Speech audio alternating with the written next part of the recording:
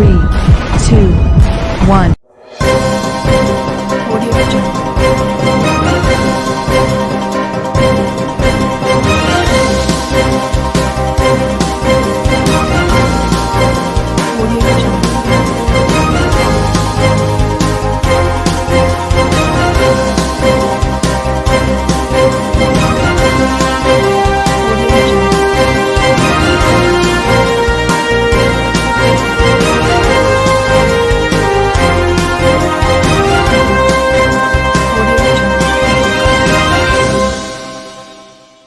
नमस्कार, मैं हूं नरेश राघानी और आप देख रहे हैं हॉराइजन न्यूज। नर्सिंग कर्मियों द्वारा की गई अभद्रता के विरोध में मंत्रालय कर्मचारियों ने की पेन डाउन हड़ताल।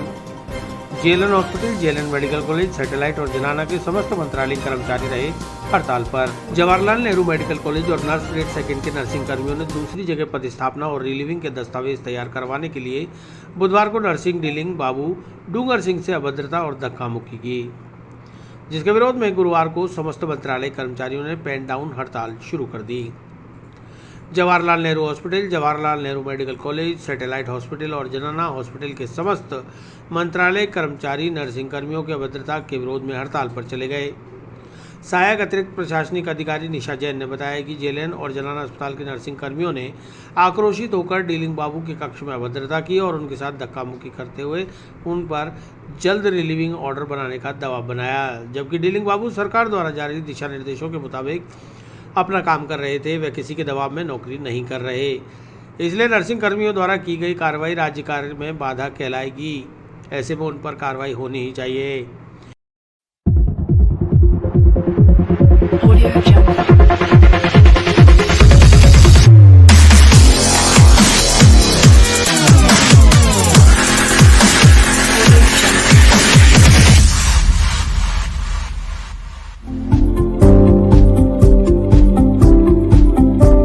जो नर्सिंग स्टाफ का ट्रांसफ़र हुआ है राज्य सरकार के आदेश के क्रम में, वो बिना उसके रिलीव होना चाहते, जब प्रिंसिपल ने रिलीव नहीं किया उसके बगैर भी रिलीव होना चाहते हैं और उनके रिलीविंग के आदेश निरस्त किए जा चुके हैं। उसके बाद भी वो बैक डेट में रिलीव होने के लिए कर्मचारियों पर दबाव बना रहे हैं और बदतमीजी कर रहे हैं, स्टाफ के साथ धक्का मुक्की कर रहे हैं और सब जो भी कर्मचारी काम कर रहे हैं उनके पीछे हाथ धो के पड़े हुए हैं कि किसी भी किसी से हमको बैक डेट में रिलीव किया जाए, जबकि हमारे अधिकारियों ने हमको मना कर दिया है। जब अधिकारी कहेंगे तभी हम रिलीव करते, बैक डेट में रिलीव करना कोई नियम में नहीं है।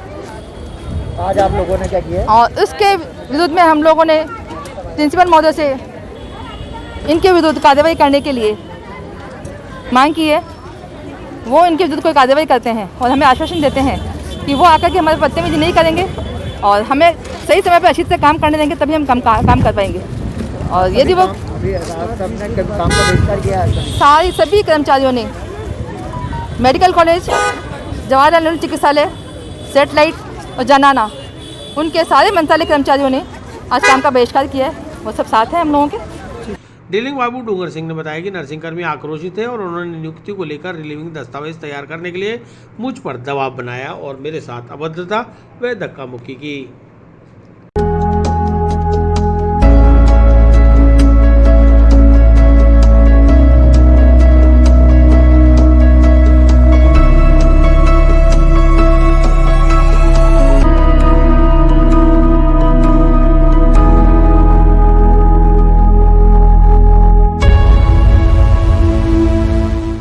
नर्सिंग कर्मचारियों द्वारा मेडिकल कॉलेज में आगे ट्रांसफ़र के लिए का प्रेशर डाला गया और पद स्थापन के लिए माँ को गलत आदेश कराने के लिए कहा गया, जबकि राज्य सरकार के आदेशों को जो आदेश आ रहे थे उनको निरस्त कर दिया गया उसके पक्ष में।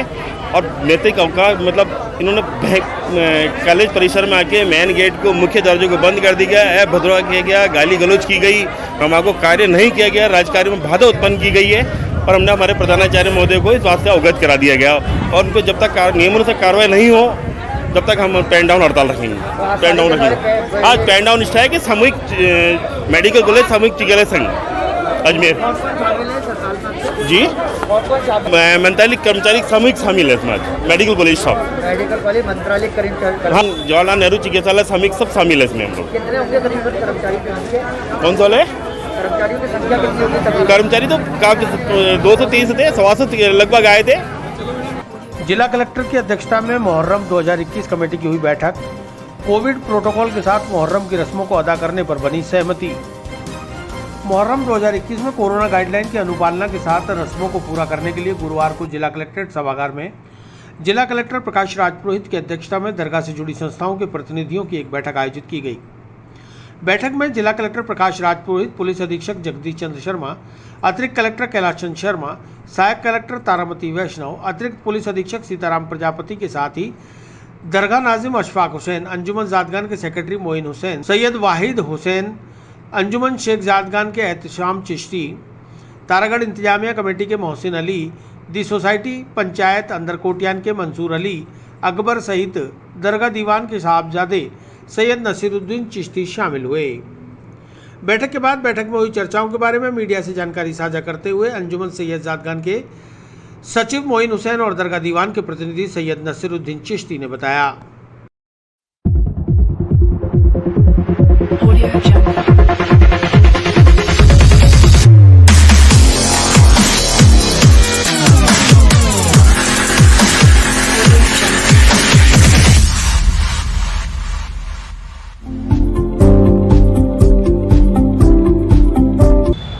देखिए, जैसा कि आपको मालूम है कि मुहर्रम के रसूमात और इंतज़ामात को लेकर के आज मीटिंग बुलाई गई थी, लेकिन 2 साल से जो कोविड गाइडलाइन फॉलो की जा रही है वो इस बार भी फॉलो की जाएगी। इसमें दरगाह से संबंधित पक्ष भी थे, इस बार पंचायत अंदरकोटियान भी थे, क्योंकि वहाँ पर हाई डोज की रस्म अदा की जाती है।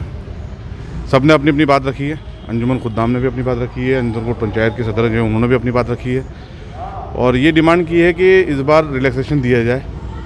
जैसे कि ताजियों की सवारी के लिए बोला है अंजुमन ने और पंचायत अंदरकोटिया ने हाई डोज के लिए बात करी है और ये भी प्रशासन को भरोसा दिलाया है कि जो भी गाइडलाइन आएगी हम उसको फॉलो करेंगे और प्रशासन को पूरा सहयोग करेंगे, जो आज तक 1 साल से करते आए हैं। पिछली बार दरगाह के अंदर की जो रसूमात है मुहर्रम से मुतालिक वो अंदर अदा की गई थी, क्योंकि इस बार 8 बजे दरगाह बंद हो जाती है तो अंदर की रस्में करने में इतनी कोई दुश्वारियाँ नहीं आएंगी।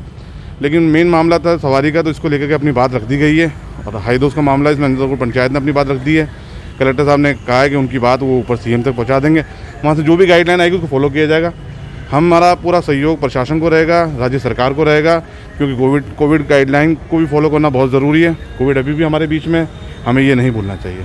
तो इसको देखते हुए हमने चर्चा करी है, बात आगे रख दी जाएगी, वहाँ से जो भी गाइडलाइन आएगी उसको फॉलो किया जाएगा।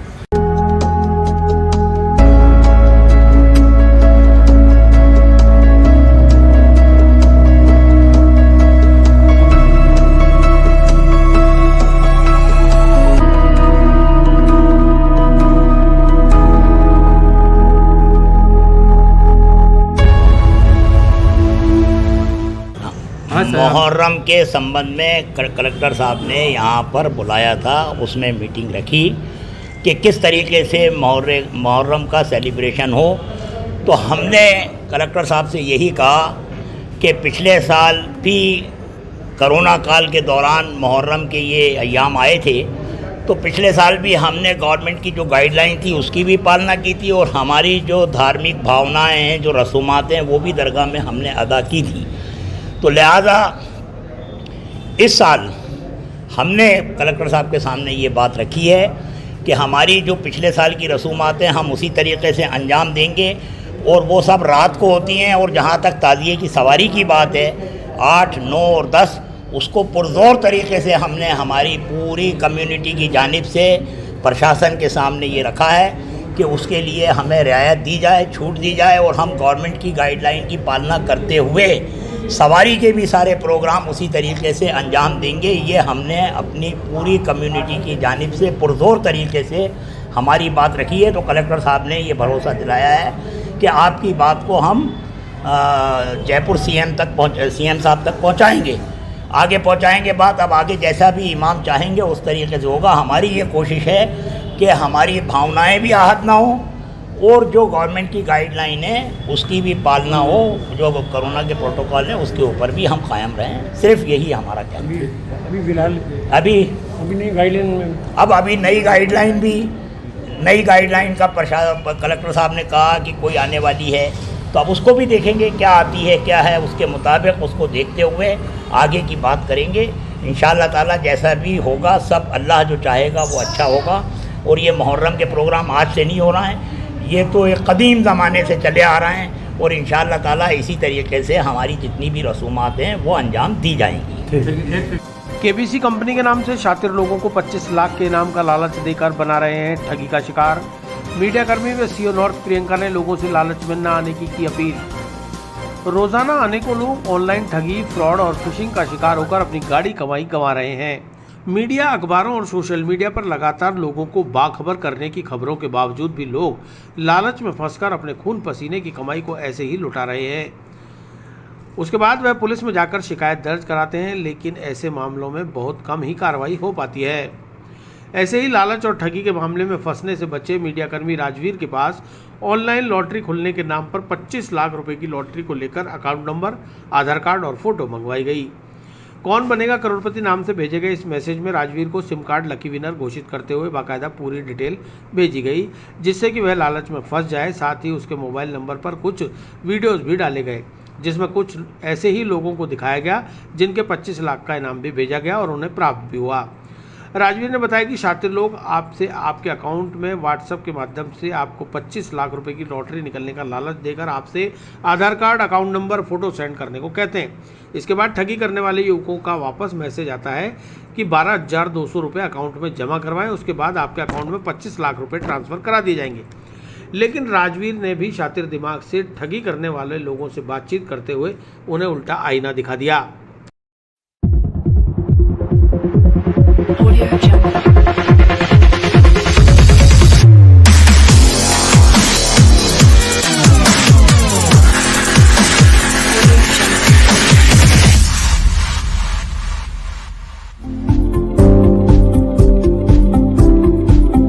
आपके संग ठगी हो रही थी क्या? जी भैया, मेरे पास केबीसी के नाम से एक ब्रांच है, उसका कॉल आया था कि आपके 25 लाख रुपए की लॉटरी लगी है, तो आपके आधार कार्ड नंबर, बैंक के अकाउंट नंबर और एक आपकी पासपोर्ट साइज़ फ़ोटो मुझे सेंड कीजिए, जिससे हम जो आपकी लॉटरी खुली है व्हाट्सएप के द्वारा आपके लॉटरी में नंबर लग गया है, तो 25 लाख की आपकी लॉटरी है, तो आप मुझे अकाउंट नंबर वगैरह दीजिए। तो मैंने अकाउंट नंबर सेंड करे उसको।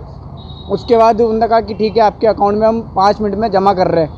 तो उसके बाद वापस उसका मैसेज आता है कि 12,200 रुपये आप टैक्स जमा कराओ, जब जाके आपके अकाउंट में पैसा ट्रांसफ़र करेंगे। मैंने कहा कि मेरे पास तो इतने पैसे है नहीं, और मुझे पता था कि ये मेरे साथ कुछ ठगी करने वाला है या कुछ शातिर दिमाग का आदमी था, तो मुझे ऐसा लगा। तो मैंने कहा कि भैया मेरे पास तो है नहीं, मैं गरीब आदमी हूँ, मैं कहाँ से जमा कराऊँ। बोले तो फिर आपका ये अकाउंट बंद हो जाएगा, इस तरह का यूँ हो जाएगा। मतलब भैया आपको जो करना है वो कर लो। तो हम तो रोज़ इस तरह की सुनते हैं, वारदातें सुनते हैं कि आज इसके साथ ठगी होगी, तो मैं ठगी का शिकार होता बिल्कुल बच गया। तो लोगों से क्या संदेश देना चाहोगे? मैं लोगों से एक ही चीज़ अपील करना चाहूँगा कि कभी भी कोई भी बैंक आपको कॉल करके किसी भी अकाउंट के बारे में जानकारी नहीं लेगी। आप जागरूक रहिए। अगर इस तरह का आपके पास भी कॉल आता है कि आपकी लॉटरी लगी है, सबसे बड़ी बात तो ये है कि बेवजह आपको कोई भी लॉटरी नहीं देगा। सीओ नॉर्थ प्रियंका रघुवंशी ने बताया कि इस फ्रॉड को फिशिंग का नाम दिया गया है, जिसमें लालच के सब्ज़बाग में लोगों को फंसाकर उनका शिकार किया जाता है। यह धंधा इन दिनों बहुत तेज़ी से फैल रहा है। इस अपराध के चंगुल में भोले भाले लोग लालच में आकर फंस जाते हैं और अपनी गाड़ी कमाई लुटा बैठते हैं। उन्होंने लोगों से अपील की है कि किसी को भी अपने बैंक अकाउंट की जानकारी, आधार, यूपीआई और ओटीपी की जानकारी कभी न दें। कोई भी बैंक या कंपनी आपसे इन जानकारियों को कभी नहीं मांग सकती, बावजूद इसके लोग छोटी सी लालच में बड़ी ठगी का शिकार हो रहे हैं।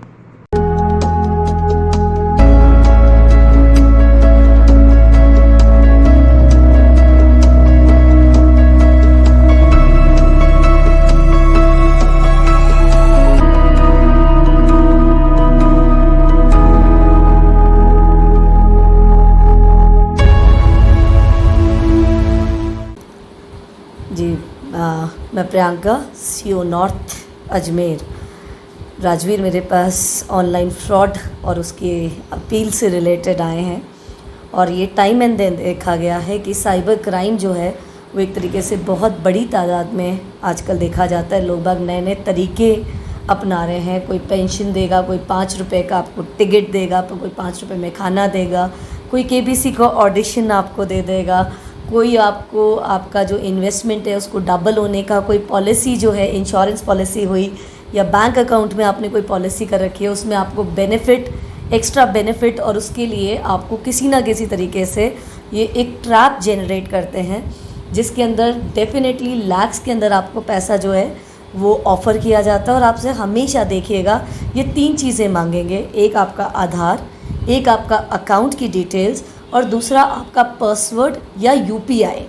ठीक है, आप ये मान के चलिए कि कोई भी इंसान अगर ये 4 चीज़ें आपसे मांग रहा है तो वो कहीं ना कहीं आपको ट्रैप में कर रहा है। भला बैंकिंग के कोई भी अधिनियम हो या कैसी भी बैंकिंग की हम बात करें, उनमें ये चीज़ कभी भी नहीं मांगी जाती। अगर बैंक आपको कभी भी ऑफ़र भी करता है तो आपको मेल को करता है, तो ऐसा अगर कोई मेल भी आता है या कोई आपको फेसबुक व्हाट्सएप पे कोई आता है या कोई फ़ोन आता है, तो आप कोशिश करें कि आप अपनी ब्रांच से कांटेक्ट करें और वहाँ पर वेरीफाई करें कि ऐसी कोई चीज़ है कि नहीं है। जहाँ तक बात है आपके पास ऑडिशंस के लिए या 5 रुपए के फूड के लिए, तो आप रिस्पेक्टिव एजेंसी के जो अधिकृत नंबर हैं एक बार उनसे बात करके देखें तो सही कि क्या कोई ऐसी पॉलिसी चल रही है। वो नंबर ध्यान रखिएगा, वो नंबर ना हो जो गूगल पे ऐड दे के दिए जाते हैं, क्योंकि ये सारा का सारा फ़िशिंग सिस्टम, इसको फ़िशिंग कहा जाता है, जिसके अंदर कि आम आदमी को फंसाया जाता है। तो आप इसमें विजिलेंट रहें, क्योंकि इनमें जनरली देखा जाता है कि आपसे 3 डिटेल्स मांगते हैं, फिर ये टैक्स के नाम पे या कोई और चीज़ के नाम पे, क्लियरेंस के नाम के ऊपर आपसे कुछ हज़ार रुपए जो हैं फिर वो मांगे जाते हैं। अगर आप वो नहीं जमा कराते तो फिर वो डिडक्ट करके कहा जाता है कि अच्छा आप आपकी अकाउंट डिटेल्स दे दीजिए, ये भी हमने फ्री कर दिया है। और जब आप ये सब नहीं कराते तो उसके बाद आपसे गाली गलौज करने लग जाता है। तो ये बहुत सरल तरीका है जिससे आपको पता चल जाएगा क्या है। तो हमेशा ऑथराइज से चेक कीजिए, विजिलेंट कीजिए, क्योंकि साइबर क्राइम तब तक आपके साथ कोई नहीं कर सकता जब तक आपकी ये 3 डिटेल्स उसके हाथ में ना हो। तो जो भी ट्रांजैक्शंस करें, जो भी चीज़ से आप डील करें, उसमें इस चीज़ के लिए विजिलेंट रहिए। जो आपको सस्ता दे रहा है उसकी इन्फॉर्मेशन पूरा सिस्टम रखिए, और अगर वो ये 3 चीज़ें मांगता है, वो आपसे किसी भी तरीके से आपकी बैंक डिटेल्स मांग के पैसे मांगता है किसी भी चीज़ में, तो थोड़ा सा अलर्ट कर लीजिए अपने कान के अंदर और आप इस फिशिंग के पार्ट ना बनिए। कृष्णगंज थाना अंतर्गत सूने मकान से चोरों ने लाखों के माल पर किया हाथ साफ। 2 भाइयों के आसपास बने मकानों के ताले तोड़कर अज्ञात चोरों ने चुराया लाखों की नकदी और आभूषण। घुघरा गांव के पूर्व उप सरपंच कमल कलोसिया और पड़ोस में रहने वाले उनके भाई अजय कलोसिया दोनों परिवार सहित किसी काम से कल किशनगढ़ गए थे। रात को बारिश ज्यादा होने की वजह से वह अजमेर नहीं आ पाए और वहीं ठहर गए। इस बीच अज्ञात चोरों ने दोनों भाइयों के घरों को निशाना बनाकर लाखों रुपए के माल पर हाथ साफ कर दिया। चोरों ने बड़े इत्मीनान से दोनों मकानों के ताले तोड़े और अलमारियों के लॉकर में से जेवरात और नकदी चुरा ली। सुबह जब परिवार के लोग वापस लौटे तो मकानों की हालत देखकर उन्हें आभास हो गया कि घर में कुछ भी सामान नहीं बचा है। चोर सारा सामान चुरा कर ले गए। अलमारियों के लॉकर में नकदी और सोने चांदी के आभूषण, जिसमें बच्चों, पत्नी और उनके स्वयं के सोने के आइटम थे, वहीं भाई के घर में भी काफ़ी सामान में नकदी रखी थी, चोरी कर ली गई। कुल मिलाकर दोनों घरों से 10 से 12 लाख रुपए का सामान चोरी हुआ है। मामले की रिपोर्ट कृष्णगंज थाने को दी गई, जहां से आए पुलिसकर्मी घटनास्थल का मौका मुआयना करके गए हैं।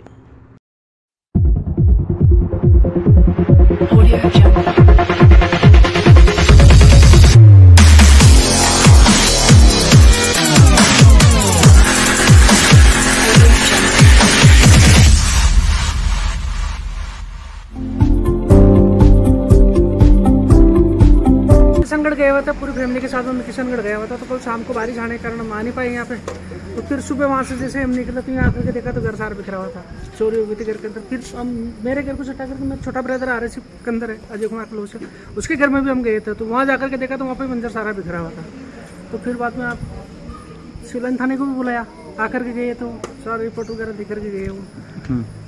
देखा तो सारा मंजर बिखरा हुआ था, कुछ कैश भी था, नकदी भी थी, ज्वेलर्स वगैरह भी थी, बच्चों की ज्वेलर्स भी थी। वो सारा सब कुछ देखे चले। करीबन 10 से 12 लाख रुपए का सामान था दोनों घरों में मिला करके। क्या भैया जब अंदर घुसे तो क्या देखा आपने, मतलब क्या स्थिति थी दोनों घरों की? कांच का जैसे गेट भी टूटा, कांच वगैरह, टफन का गिलास लगा, छोटा ब्रदर का टफन गिलास वगैरह लगा तो सारा बिखरा हुआ था। अंदर मेरे भी देखे तो अलमारी वगैरह सब कुछ, सारा सब कुछ मंजर बिखरा हुआ था। वो तो एक एक मतलब उन्होंने एक एक चीज भी नहीं छोड़ी कि हमारा सुविधा का डब्बा था उस तक को भी खोल के उन्होंने देखा कि इसमें भी कुछ मिलेगा हमें। तो अभी घर के अंदर छोटा मोटा जो सामान था वो अब यहाँ पर 30 से 35 हज़ार रुपए की तो नकदी थी, कैश था, और मिसेज के काने की झुमकियाँ वगैरह थी और अंगूठी वगैरह थी, मेरी भी अंगूठी, मेरी भी चैन वगैरह थी, बच्चों की भी चैन वगैरह, अंगूठी वगैरह थी वहाँ पे। और कुछ अपन तो धार्मिक स्तर का आदमी जो पूजा की चांदी के आइटम भी थे वो भी रखे हुए थे, सिक्के वगैरह भी थे वो भी रखे हुए थे। 3 जोड़ी पाइजब की थी विशेष की, वो भी लेके चले गए। और बच्चों की पायल वगैरह थी वो भी लेके चल गए। ऐसे ही वो ब्रदर छोटे वाले के वहाँ पे गए तो उनकी मिसेज के कान के टॉप्स वगैरह पड़े हुए थे, और उसके भी वो चांदी का आइटम वगैरह, चांदी के सिक्के वगैरह भी थे, 10 से 12 हज़ार रुपये केस भी थे उसके। और अभी उसकी बच्ची हुई है 15-20 दिन पहले ही, तो उस बच्ची के भी वो नावन जब करते थे तो उसमें भी कुछ आइटम आए, तो वो आइटम भी यहीं पड़ा हुआ था। तो सारा का सारा सब लेके चल गया। बड़ा इत्मीनान से आपने देखा, मंजर तो आपने देख ही लिया। गुड गवर्नेंस की दिशा में नगर निगम अजमेर ने बढ़ाए कदम। फायर एनओसी, नामांतरण, भवन निर्माण स्वीकृति, ट्रेड लाइसेंस जैसे कई कार्य अब होंगे ऑनलाइन। गुड गवर्नेंस की दिशा में कदम बढ़ाते हुए अब अजमेर नगर निगम भी ऑनलाइन सर्विसेज मुहैया कराने के लिए प्रतिबद्ध हो रहा है। इसके लिए अब अजमेर के नागरिकों को नगर निगम के चक्कर नहीं काटने पड़ेंगे, क्योंकि प्रदेश स्तर से नगर निकाय से संबंधित कार्य ऑनलाइन ही किए जाएंगे, जिसमें फायर एनओसी, नामांतरण, भवन निर्माण स्वीकृति, ट्रेड लाइसेंस के लिए नया आवेदन या नवीनीकरण आवेदन, शहरी विकास शुल्क जमा करवाना हो सहित सभी सेवाओं के लिए आवेदन अब ऑनलाइन ही करने होंगे। ऑफलाइन आवेदन अब नगर निगम में स्वीकृत नहीं होंगे। ऑनलाइन आवेदन के लिए आवेदक को अपनी एसएसओ आईडी से लॉगिन करके LSG ऑनलाइन सर्विसेज में जाकर आवेदन करना होगा। इसे आवेदक स्वयं भी कर सकता है या निकटतम ई मित्र पर जाकर भी आवेदन किया जा सकता है। नगर निगम उपायुक्त विकास सीता वर्मा ने बताया कि इस कार्य के लिए नगर निगम में सभी अधिकारियों और कार्मिकों को प्रशिक्षित किया गया है। इसके अलावा राज्य सरकार द्वारा शीघ्र प्रशासन शहरों के संग अभियान संचालित किया जाएगा, जिसमें नगर निगम की सेवाओं का शीघ्रता से निस्तारण भी किया जाएगा।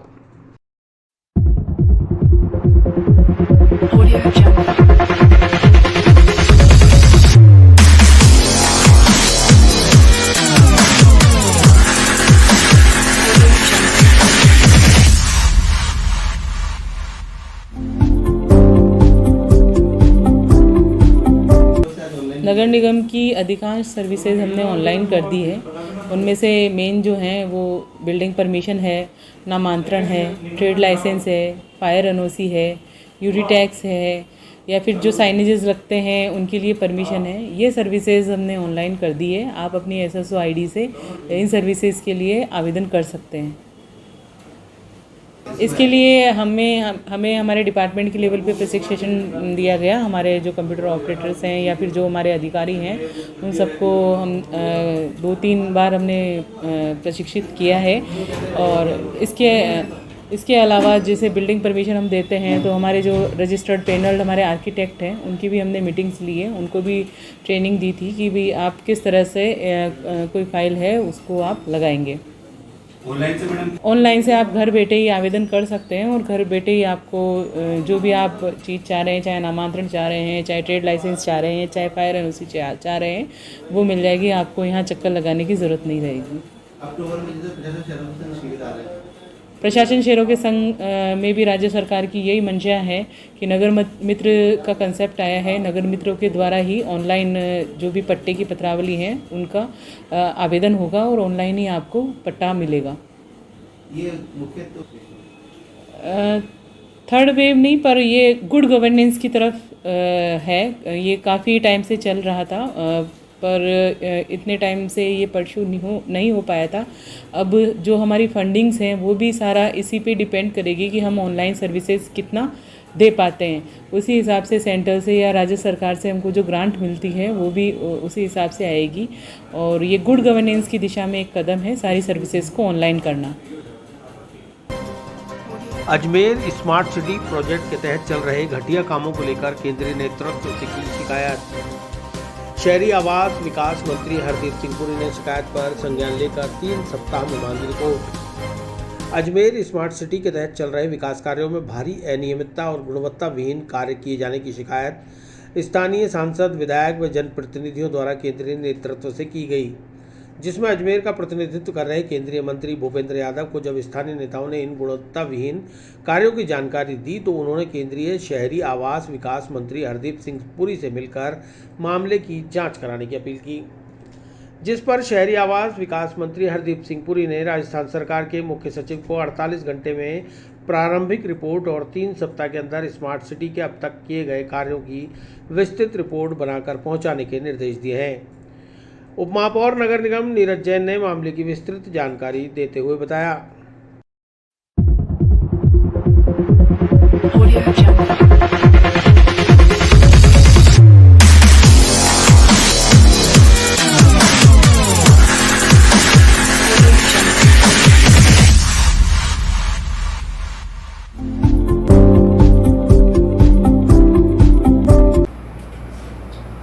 स्मार्ट सिटी में व्याप्त अनियमितताओं और प्रशासनिक तानाशाही के विरुद्ध लगातार भारतीय जनता पार्टी और भारतीय जनता पार्टी के हमारे जो विधायक हैं दोनों, और हमारे सांसद भागीरथ चौधरी जी, हमारे विधायक वासुदेव देवनानी, अनीता बघेल जी, हमारी महापौर ब्रजलता आड़ा जी लगातार काम में घटिया जिस प्रकार की सामग्री काम में ली जा रही है उसको लेकर के, आना सागर के व्याप को जिस प्रकार छोटा किया जा रहा है, उसके भराव क्षमता को कम किया जा रहा है, और नो कंस्ट्रक्शन जोन में जिस प्रकार निर्माण किए जा रहे हैं स्मार्ट सिटी के अंदर, इसको लेकर के लगातार स्मार्ट सिटी के अधिकारियों को बार बार शिकायत करते रहे, उसकी जानकारी देते रहे, लेकिन उनके द्वारा कोई कार्रवाई नहीं होने पर भारतीय जनता पार्टी के वरिष्ठ नेताओं द्वारा इस संदर्भ में माननीय जो हमारे शहरी आवास विकास मंत्री हरदीप सिंह जी पुरी, उनको भी शिकायत की गई थी, और तत्पश्चात हमारे केंद्रीय मंत्री भूपेंद्र यादव जी, उनको इसके बारे में जानकारी से अवगत कराते हुए और स्मार्ट सिटी में जो व्याप्त अनियमितता है उनके बारे में जानकारी और प्रशासन की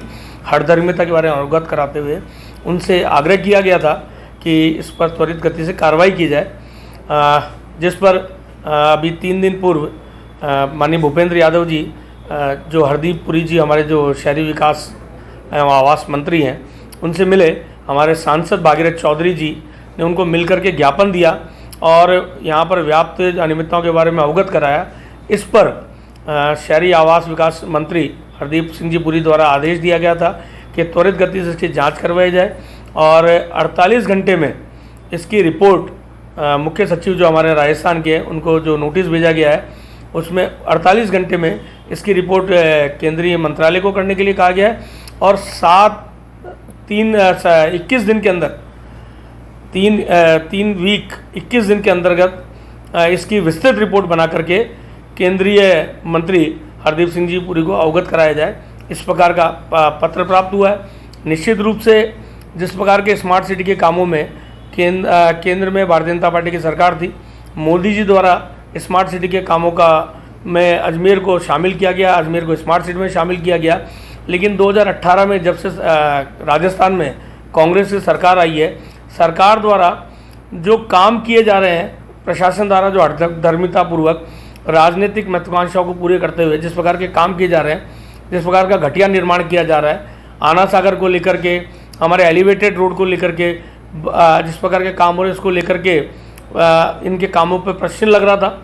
और जो हमारे शहरी आवास विकास मंत्री हैं और भूपेंद्र यादव जी जो हमारे केंद्रीय मंत्री भी अजमेर से हैं, उनके द्वारा जो इनिशिएटिव लेकर के इसकी जांच की जा रही है, इसके लिए वो उनका आभार। और अजमेर का जो विकास है, संपूर्ण विकास हो, स्मार्ट सिटी में जो काम होने हैं, शहर की जो पानी की समस्या है, शहर की बिजली आपूर्ति 24 घंटे हो, शहर का डेवलपमेंट हो, शहर का सौंदर्यीकरण हो, अजमेर एक स्मार्ट सिटी में शुमार हो, इन कामों की बजाय बाकी जिस प्रकार के निर्माण के काम चल रहे हैं, उन कामों पर उनकी जांच करने के आदेश हुए। और निश्चित रूप से जांच के बाद में जो भी कार्रवाई है केंद्रीय मंत्री करेंगे और केंद्र सरकार करेगी। पुष्कर सरोवर के पवित्र घाटों से पिछले 5 दिनों में 108 सांप पुलिस मित्र टीम ने किए रेस्क्यू। पुलिस मित्र टीम आमजन के साथ बचा रही है जीवों का जीवन। तीर्थ नगरी पुष्कर राज में बारिश के दौरान सरोवर का जल स्तर बढ़ गया है और सरोवर में जल की मुख्य आवक का मार्ग नाग पहाड़ी से आने वाला पानी ही है। पानी की आवक के साथ साथ सैकड़ों सांप बारिश के पानी के साथ बहकर पुष्कर सरोवर में पहुंच रहे हैं और धीरे धीरे वो सरोवर के नज़दीक बने घरों और मुख्य बाजारों में भी आना शुरू हो चुके हैं। पुलिस मित्र टीम लगातार आमजन की सुरक्षा करते हुए जीवों का जीवन भी बचा रही है। इसी कड़ी में तरनी घाट के नज़दीक अशोक पाराशर की सूचना पर करनी माता मंदिर से एक चेकर्ड किल बैग, बद्री घाट के बाहर मृत्युंजय पाराशर की सूचना पर मेडिकल शॉप व 2 सांपों को वराघाट निवासी राकेश शर्मा पत्रकार के घर के बाहर की गली से पकड़कर आमजन को भयमुक्त किया गया। इसी प्रकार पुष्कर थाना अधिकारी राजेश मीणा ने पवित्र सरोवर के घाटों पर टीम इंचार्ज अमित भट्ट के नेतृत्व में स्नैक रेस्क्यूअर्स राजेंद्र बच्छानी, नरेंद्र पाठक, सांवरा शर्मा, चिरंजी लाल कुमावत, दिनेश चावला, नरेंद्र सुनील बाकोलिया, मदन नायक, मनीष कुमावत, जयप्रकाश कुमावत व युवराज सैनी की प्रशिक्षक टीम को घाटों पर रेस्क्यू करने के लिए लगाया है। टीम ने दिन व रात में अभियान चलाकर 45 सांपों को सरोवर से रेस्क्यू कर वन अधिकारियों के निर्देशन में सुरक्षित रूप से जंगल में छोड़ दिया। पुलिस मित्र टीम के इंचार्ज अमित भट्ट ने बताया कि पुष्कर सरोवर के पवित्र घाटों से पिछले 5 दिनों में कुल 108 सांपों को रेस्क्यू कर पुनः सुरक्षित आवास में छोड़ा जा चुका है।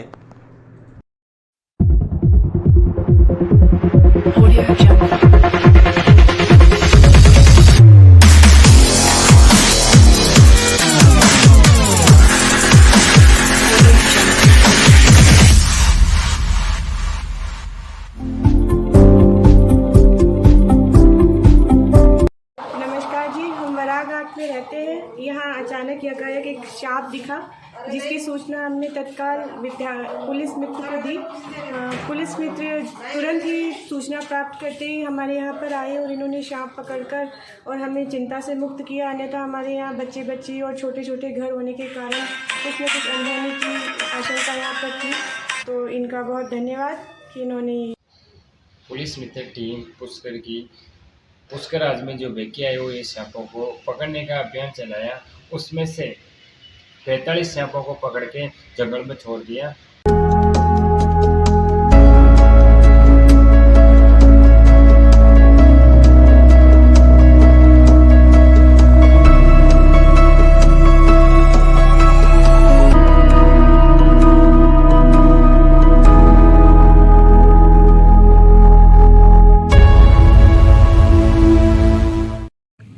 टीम पुलिस मित्र पुष्कर द्वारा कल रात्रि सरोवर पे सांपों को पकड़ने का अभियान चलाया गया और करीब 45 सांपों को जो बारिश के पानी के साथ बहकर सरोवर में आ गए थे, उन्हें सुरक्षित रूप से पकड़कर पुनः जंगलों में छोड़ा गया।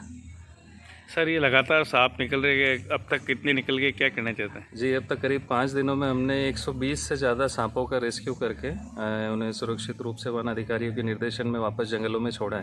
मेडिकल में बरीघाट के पास मेडिकल है, जहाँ आज एक पानी का सांप आ गया, तो मेरे पास फ़ोन नंबर था इसलिए के नाम से तो तुरंत ही आ गए, फ़ोन करते और आगे उसको पकड़ लिया। थैंक यू इनकी टीम को, बहुत अच्छी सर्विस दे रहे हैं लोग और सांपों को बचाने का काम कर रहे हैं। मेन तो ये चीज़ ही है, मैं इनको तहे दिल से धन्यवाद देता हूँ। धन्यवाद। नया बाजार में पशु चिकित्सालय के स्थान पर मल्टी स्टोरी पार्किंग बनाने की जोर पकड़ रही है मांग। पुरानी मंडी, नया बाजार जैसे व्यस्ततम बाजारों में वाहन पार्किंग की समस्या से मिले निजात।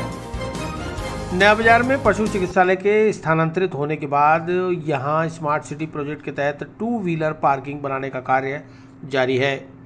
इस बीच स्थानीय लोगों, व्यापारियों और जनप्रतिनिधियों को जानकारी मिली कि स्मार्ट सिटी प्रोजेक्ट के अधिकारी यहां सिर्फ 2 व्हीलर की पार्किंग ही बनाने जा रहे हैं, जबकि यहां मल्टी स्टोरी पार्किंग बननी चाहिए, जिसमें 2 व्हीलर और 4 व्हीलर दोनों ही खड़े हो सके। इस क्षेत्र में आसपास सारे व्यस्ततम बाजार हैं, जहां बड़ी संख्या में दुकानदार और ग्राहक अपने अपने वाहन लेकर खरीदारी के लिए पहुंचते हैं। ऐसे में उन्हें वाहन खड़े करने की काफ़ी परेशानी होती है।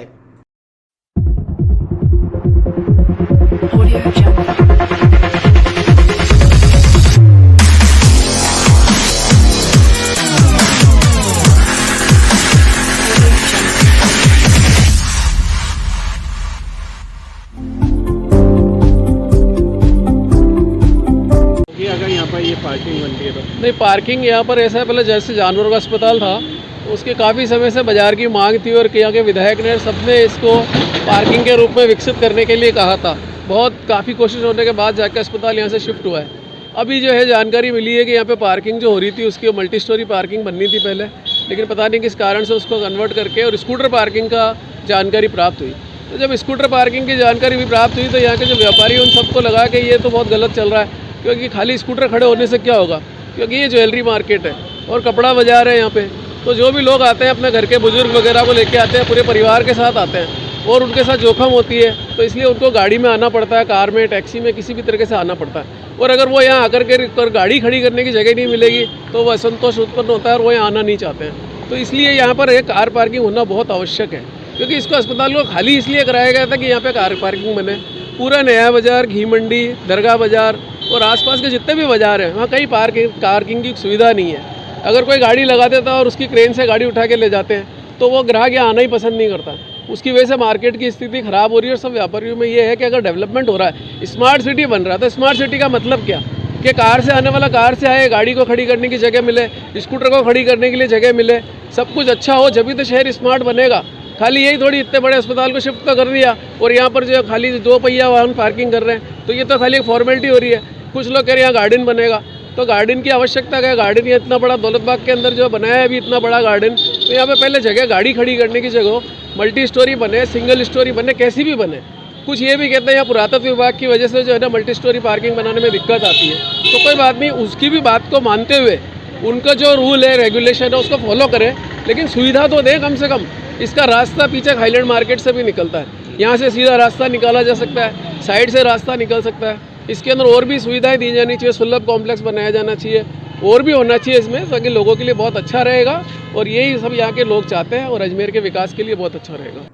वार्ड नंबर 69 के पार्षद अशोक मुदगल ने बताया है कि नया बाजार में पशु चिकित्सालय के स्थान पर बनाई जा रही पार्किंग को स्मार्ट सिटी प्रोजेक्ट के तहत मल्टी स्टोरी पार्किंग ही बनाया जाए, जिससे व्यस्तम बाजार में लोग वाहन लेकर ना पहुंचे। इससे भीड़ भी नहीं होगी और जाम की समस्या से भी छुटकारा मिल जाएगा। फिलहाल दुकानदार और ग्राहक अपने वाहन बाजारों में लेकर पहुंचते हैं, जिससे पूरे दिन भीड़ और यातायात जाम के हालात बने रहते हैं।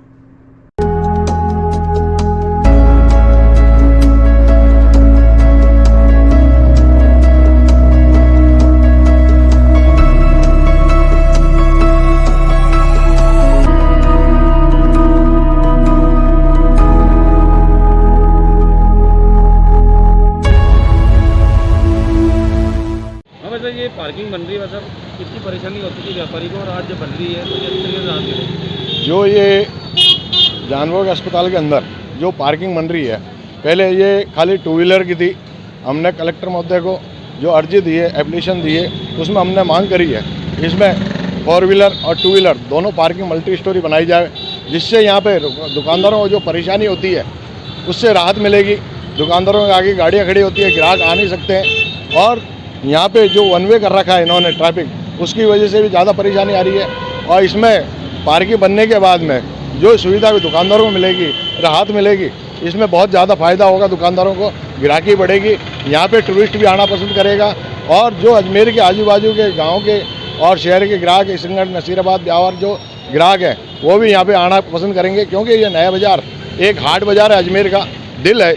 ये जो दिल धड़कता है वो अभी इस टाइम पे दिल धड़कना बंद हो गया है।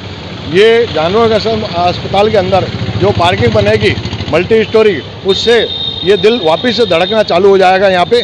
और मैंने साथ ही साथ जो चुड़ी बाज़ार के अंदर जो ठेले नाश्ते के लगते हैं, जिसके कारण बहुत ज़्यादा असुविधा होती है आने जाने वालों को, उसके लिए भी मैंने आग्रह करा कलेक्टर महोदय को कि इसके अंदर साइड के अंदर वहाँ पे इन ठेले वालों को जगह दे दी जाए, जिसके अंदर क्या होगा, सबको एक ही जगह सब चीज़ सुलभ हो जाएगी, सारे काम यहाँ पे सही हो जाएंगे। यहाँ पर वार्ड नंबर 29 अजय नगर में लगातार तीसरी बार लगा वैक्सीनेशन कैंप।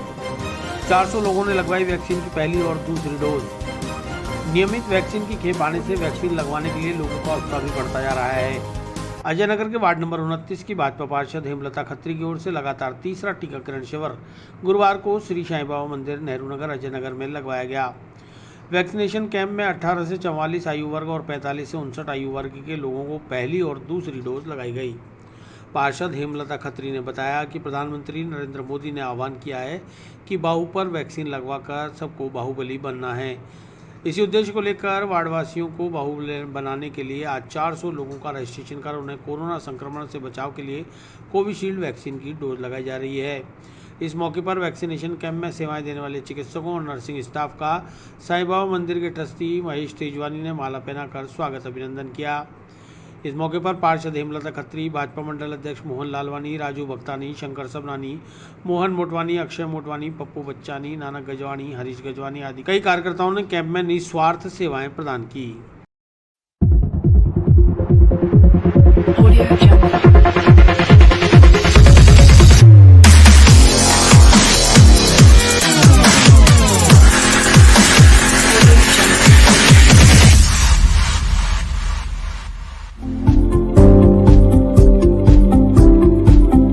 रोकथाम के लिए हमारे माननीय प्रधानमंत्री श्री नरेंद्र मोदी जी ने जो विश्व के सबसे बड़े मुफ्त टीकाकरण अभियान की शुरुआत की है, उसके अंतर्गत आज हमने अपने वार्ड 29 साईं बाबा मंदिर अजय नगर में कोरोना का कोविशील्ड वैक्सीनेशन कैंप का आयोजन किया है, जहाँ पर फर्स्ट और सेकंड डोज 45 प्लस और 18 प्लस वालों को लगाई जा रही है। यहाँ पे युवा वर्ग बहुत ही उत्साह के साथ भाग ले रहा है।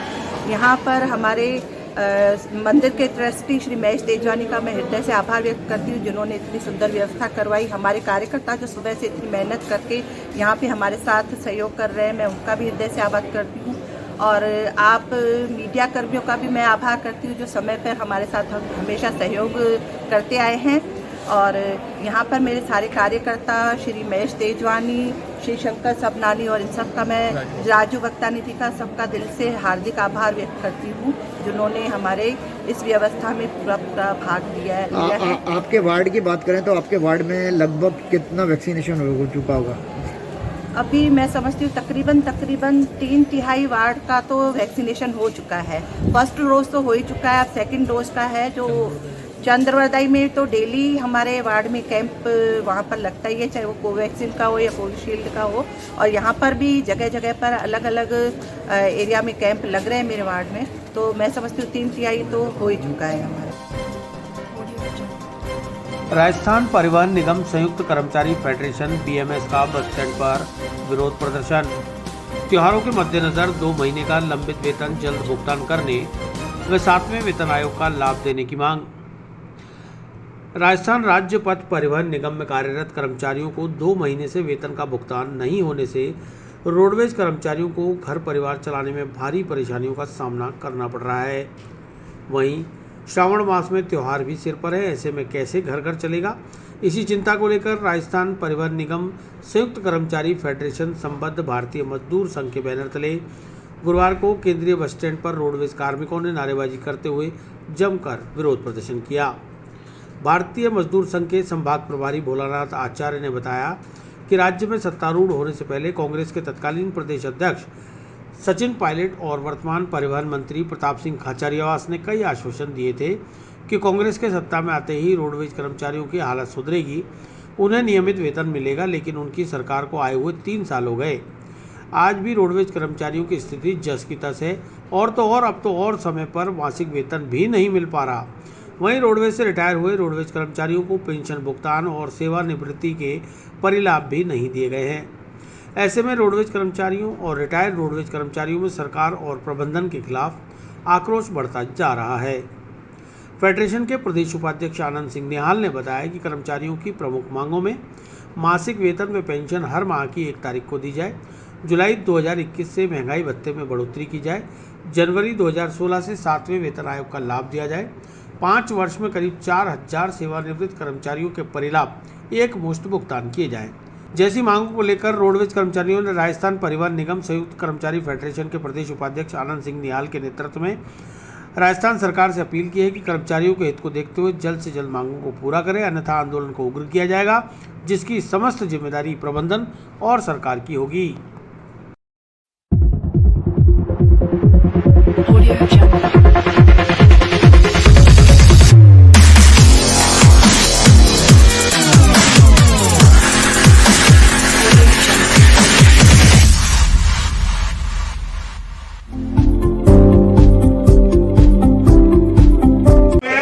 मैं उनसे आग्रह करूंगा कि ये आज जो कार्यक्रम है आपके नेतृत्व में होगा, हम रैली करेंगे छोटी। आइए आप एक माता की, भारत माता की। कर्मचारियों के 2 माह का वेतन जारी करो, कर्मचारियों के 2 माह का वेतन पेंशन जारी करो, सेवानिवृत्त कर्मचारियों के परिलाभ जारी करो, निगम कर्मियों का शोषण बंद करो।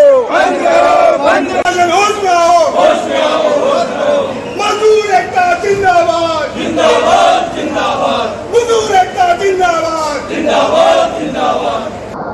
देखिए, इससे पूर्व की सरकार द्वारा राजस्थान रोडवेज के कर्मचारियों और सेवानिवृत्त के लिए पेंशन के लिए 45 करोड़ रुपए प्रति माह का फंड अनुदान के रूप में जारी करती थी, लेकिन इस सरकार के आए बाद उसे घटा के मात्र 200 करोड़ रुपए कर दिया गया है, जिससे कर्मचारियों के साथ साथ सेवानिवृत्त कर्मचारियों को उनके परिवार को पालन पोषण करने में काफ़ी असुविधा हो रही है। और एक तरफ राजस्थान सरकार के यातायात मंत्री ये कहते हैं कि कर्मचारियों के पेंशन और सैलरी देने के लिए नहीं है, लेकिन दूसरी तरफ महंगे महंगे इलेक्ट्रॉनिक बसें चलाने में काफ़ी रुचि दिखा रहे हैं।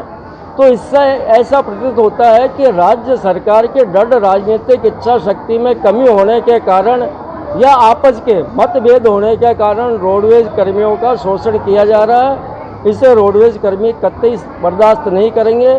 आज भारतीय मजदूर संघ द्वारा 1 दिन का सांकेतिक प्रदर्शन किया गया है। यदि जब तक हमारे 7वां वेतन आयोग या अभी जो मुख्य रूप से सैलरी और पेंशन का भुगतान नहीं होता है, तब तक हम निरंतर ऐसे कार्यक्रम करते रहेंगे।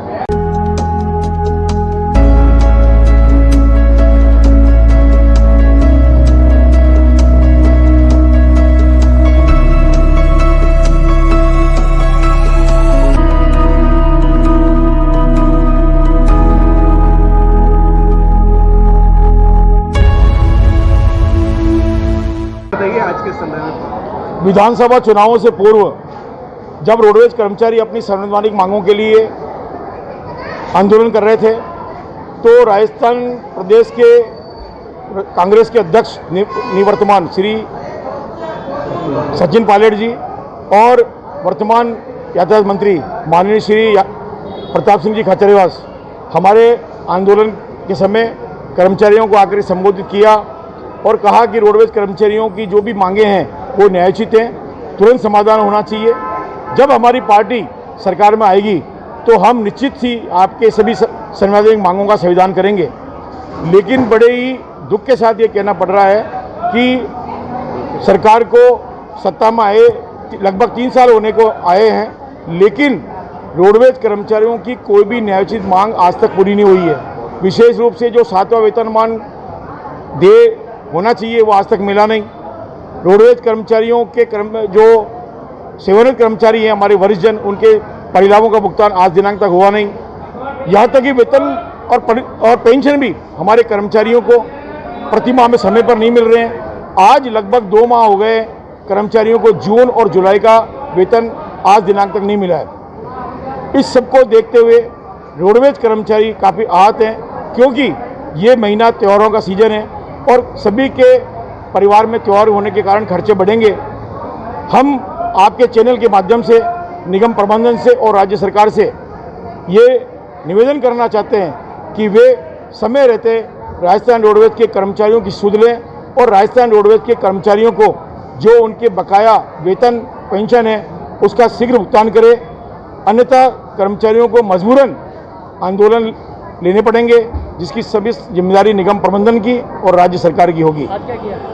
आज हमने सरकार के और निगम प्रबंधन के विरोध में ये छोटा सा प्रदर्शन किया है। हमारे भोजनावकाश में सभी कर्मचारी इकट्ठे होकर के हमारे वेतन, पेंशन और सेवानिवृत्त कर्मचारियों के परिलाभों को लेकर के हमने यहाँ पर एक कार्यक्रम लिया है और आगे भी यदि सरकार ने यदि समय रहते हुए और निगम प्रबंधन ने समय रहते हुए यदि कर्मचारियों के वेतन, पेंशन जारी नहीं की तो हम ये कार्यक्रम निरंतर जारी रखेंगे और उसके बाद में अगर हमें सरकार की तरफ से कोई सकारात्मक जवाब नहीं मिलता है तो हम सभी कर्मचारी आगे आंदोलन को उग्र रूप में ले जाएंगे, जिसकी समझ जिम्मेदारी राज्य सरकार की और निगम प्रबंधन की होगी। विस्तार से पढ़ने के लिए लॉग इन करें horizonhinge.com। सच के साथ।